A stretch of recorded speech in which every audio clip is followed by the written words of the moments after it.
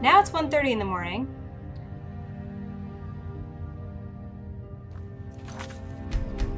Is there anything further down in this wing?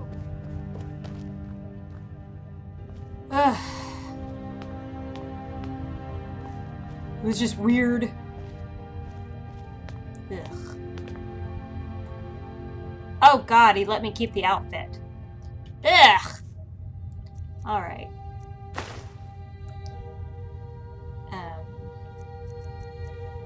I'll put that on for now. Get that off.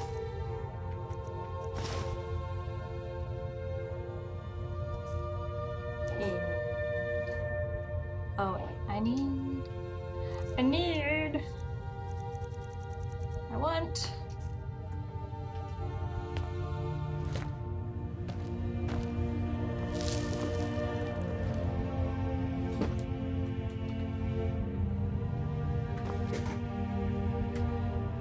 Oh, good. My hotkeys aren't working now?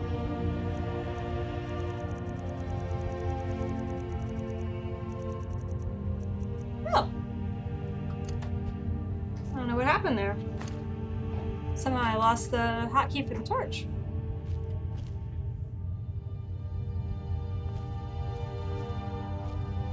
Ooh. Lock. I leveled up! Surfeit of Thieves by Anis Noru.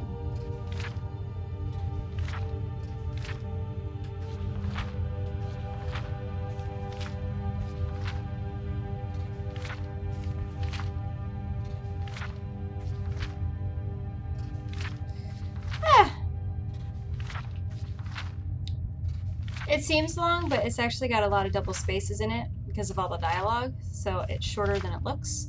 And I am going to go ahead and read it because I feel like it. Okay. This looks interesting, said Indic. His eyes narrowing to observe the black caravan making its way to the spires of the secluded castle. A gaudy alien coat of arms marked each carriage, the lacquer glistening in the light of the moons. Who do you suppose they are? They're obviously well off, smiled his partner, Haraya.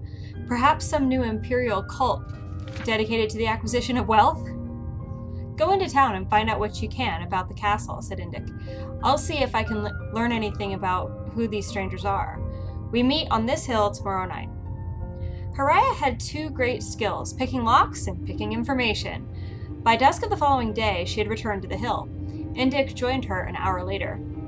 The place is called Ald Olyra, she explained. It dates back to the Second Era when a collection of nobles built it to protect themselves during one of the epidemics. They didn't want any of the diseased masses to get into their midst and spread the plague, so they built up quite a sophisticated security system for the time. Of course, it's mostly fallen into ruin, but I have a good idea about what kind of locks and traps might still be operational. What did you find out? I wasn't nearly so successful, frowned Indic. No one seemed to have any idea about the group, even that they were here. I was about to give up, but at the charter house, I met a monk who said that his masters were a hermetic group called the Order of St. Enai. I talked to him for some time, this fellow named of Parathion, and it seems they're having some sort of ritual feast tonight. Are they wealthy? Asked Haraya impatiently. Embarrassingly so, according to the fellow, but they're only at the castle for tonight. I have my picks on me, winked Haraya. Opportunity has smiled on us. She drew a diagram of the castle in the dirt. The main hall and the kitchen were near the front gate, and the stables and secured armory were in the back. The thieves had a system that never failed. Haraya would find a way into the castle and collect as much loot as possible while Indic provided the distraction. He waited until his partner had scaled the wall before rapping on the gate. Perhaps this time he would be a bard or a lost adventurer. The details were most fun to improvise. Haraya heard Indic talking to the woman who came to the gate, but she was too far away to hear the words exchanged. He was evidently successful. A moment later, she heard the door shut. The man had charm, she would give him that. Only a few of the traps and locks to the armory had been set. Undoubtedly, many of the keys had been lost to time. Whatever servants had been in charge of securing the Order's treasures had brought a few new locks to affix.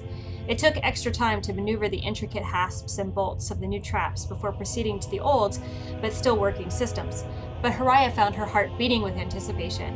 Whatever lay beyond the door, she thought, must be of sufficient value to merit such protection. When at last the door swung quietly open, the thief found her avaricious dreams paled to reality. A mountain of golden treasure, ancient relics glimmering with untapped magicka, weapons of matchless quality, gemstones the size of her fist, row after row of strange potions, and stacks of valuable documents and scrolls. She was so enthralled by the sight, she did not hear the man behind her approach. Ugh, so would I be. All that loot, I'd just be like, ugh. You must be Lady Trest, said the voice, and she jumped. It was a monk in a black hooded robe intricately woven with silver and gold threads. For a moment she could not speak. This was the sort of encounter that Indic loved, but she could think to do nothing but nod her head with what she hoped looked like certainty. I'm afraid I'm a little lost, she stammered. I can see that, the man laughed. That's the armory. I'll show you the way to the dining hall. We were afraid you weren't going to arrive. The feast is nearly over. Hariah followed the monk across the courtyard to the double doors leading to the dining hall. A robe identical to the one he was wearing hung on a hook outside, and he handed it to her with a knowing smile. She slipped it on. She mimicked him as she lowered the hood over her head and entered the hall. Torches illuminated the figures within around the... Editing! Within around the large table. Each wore the uniform black robe that covered all features, and from the look of things, the feast was over. Empty plates, platters, and glasses filled every inch of the wood, with only the faintest spots and dribbles of the food remaining. It was a breaking of a fast, it seemed. For a moment, Hariah stopped to think about poor, lost Lady Trest, who had missed her opportunity for gluttony. The only unusual item on the table was its centerpiece, a huge golden hourglass which was on its last minute's worth of sand. Though each person looked alike, some were sleeping, some were chatting merrily to one another, and one was playing a lute. Indic's lute, she noticed, and then noticed Indic's ring on the man's finger. That seems bad. Hariah was suddenly grateful for the anonymity of the hood. Perhaps Indic would not realize that it was she, and that she had blundered. Trest, said the young man to the assembled, who turned as one to her and burst into applause. The conscious members of the order arose to kiss her hand and introduce themselves. Nerdla, Sualek, Kyler. The names got stranger. Toniop, Hitilit,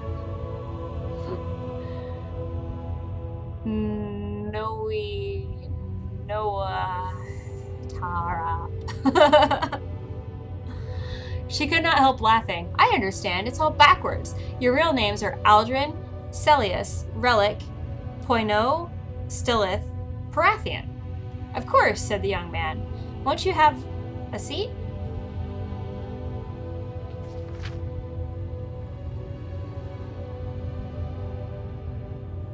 That's not good. If her name is Trest, that's bad. That's really bad. Won't you have a seat?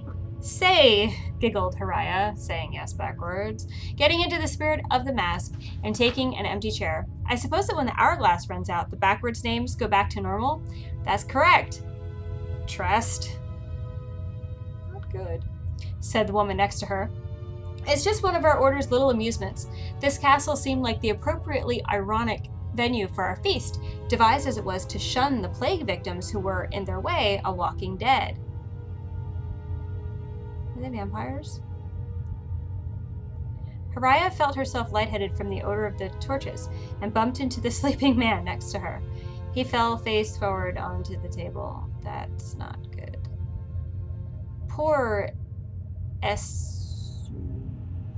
first course, said a neighboring man, helping to prop the body up. He's given us so much. Hariah stumbled to her feet and began walking uncertainly for the front gate.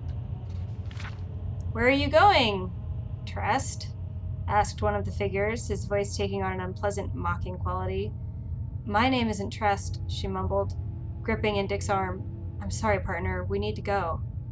The last crumb of sand fell in the hourglass as the man pulled back his hood. It was not Indic. Did she still think it was Indic? He's the guy who fell over. Are you paying attention, woman? It was not even human, but a stretched grotesquerie of a man with hungry eyes and a wide mouth filled with tusk-like fangs. Haraya fell back into the chair, and the figure they called Esruak Tsira for first course. His hood fell open, revealing the pallid, bloodless face of Indik. As she began to scream, they fell on her. In her last living moment, Haraya finally spelled trust backwards. She was dessert. Oh good, well I'm glad I read that down in this dank, scary freaking dungeon place. So that now I can be all creeped out. Ugh. Ugh. Anything good around here?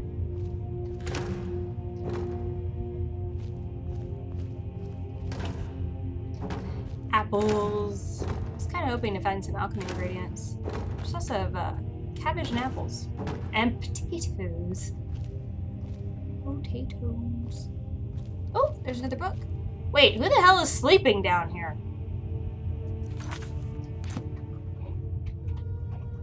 Oh, can I not? I thought I would be. Oh, is that what happens if I press it while I'm holding it? It undoes it?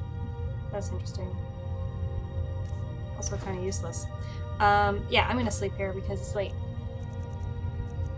That woman's gonna be so angry when I come up. She said, like, don't take long. Down here all night. This, by the way, is a Spuddy Nose Brewing Company's Dirty Mud Season Hoppy Brown Ale. See that? I don't recommend it. Really don't. Sorry. It's not that great. It's not going to stop me from drinking it, but it's not that great. I think I have this book, so I'll take it anyway. Because I'm not 100% certain that I'm right on that. Alright, is there any good loot down here aside from the book? Maybe some potions or something.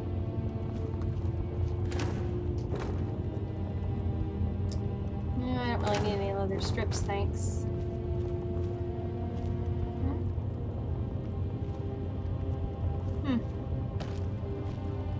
Bunch of burned books. I guess there's a fire down here at some point. And that was the whole place. Oh! It's not a good way to wake up in the morning. Alrighty. Ow! My foot! Okay. And get out of here before I get myself killed. Ugh, so many stairs! Oh, I have to get my arrows. Where are my arrows? It's a shame I can't just press the button to take that off. The light is so weird in here. Isn't that weird? I mean, look at that goat. It looks like a magical goat. Where the hell is that light coming from? Or is that a texture that's missing?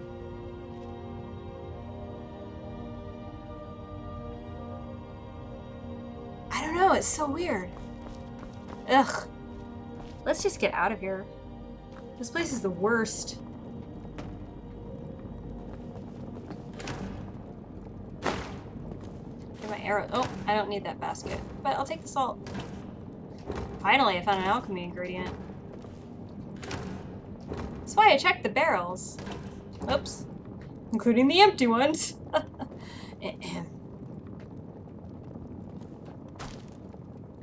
Ugh. This place is awful.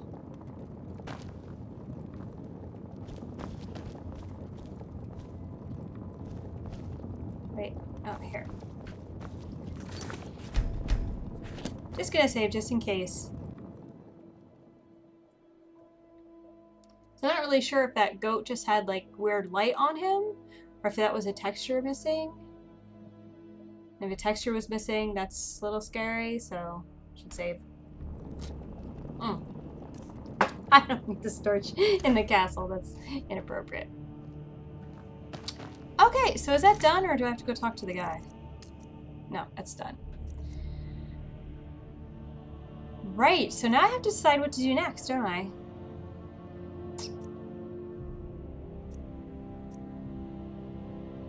Because I did all my trading. I still have that other book I want to read, but I just read a book, so I'll wait a little while on that. There's the Bard's College here in Solitude. I could check that out.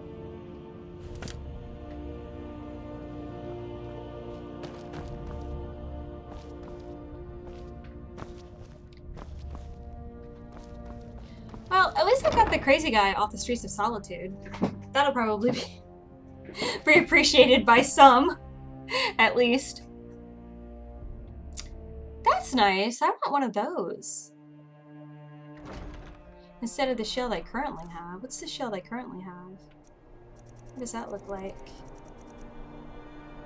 Oh, that's kind of nice too. It's a little weird with the hair. Looks like it's coming out of his mouth. A little odd. But yeah, I'd love to get a Solitude Guard shield. Where can I get one of those? You know, without killing a guard. I'm not gonna pickpocket. Just to get a silly shield. Oh yeah, I guess that's probably the only way. I'd have to wait until a guard dies. That's a horrible thing to be waiting around for.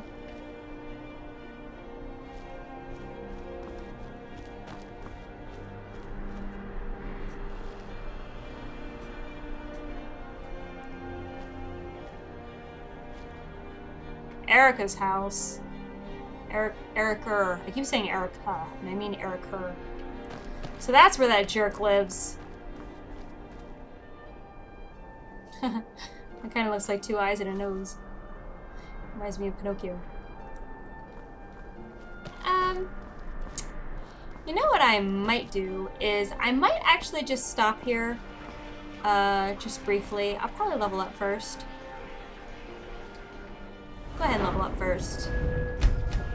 Because I don't have really a set plan, I was too busy trying to fix that freezing problem. I might just level up and then stop here briefly, because you know what I want to do is I really want to take a closer look at my mods. Especially that ELFX that I have installed. I kind of want to try something else. I was never 100% certain about it even before I installed it. And I'm not getting any more certain about it as I have it longer. So I might try uninstalling it and try something else. I'll put it in. That's good. Yeah, I'm gonna go ahead and stop here. I'm gonna go mess around with my mods. Hopefully I won't break my game. That would suck, but I'll back everything up so we can always get back to this, just in case I do mess something up. And then I come back, I'm not 100% sure what I'm gonna do. I am like right next to the Bard's College. I could check it out while I'm here. I'm not really sure that works, you know, from a roleplay perspective. Reesha doesn't have a very good voice and doesn't see how she wouldn't make a good bard. But she could always go in not really to apply, just to sort of look around. Or I might decide to do something completely different based on my quest log. Hi! Pine Moon Cave is down to the southwest, but it ain't fit for exploring. There are stories. Vampires, some say. Vampires. Alright, well, I'll try to keep that in mind. Pine Moon Cave. One of the things I did want to do is, we're not that far away from that Nestor's helmet quest.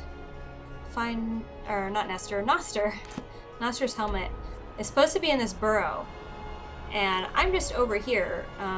It's the closest town to that burrow. So, I might do that when I come back, actually. But yeah, I'm gonna go ahead and save it here. I'm gonna go look around at my mods, maybe change a few things, I don't know. We'll see what it looks like when I come back. And I'll see you guys then, and just keep your fingers crossed that I don't break anything. Bye!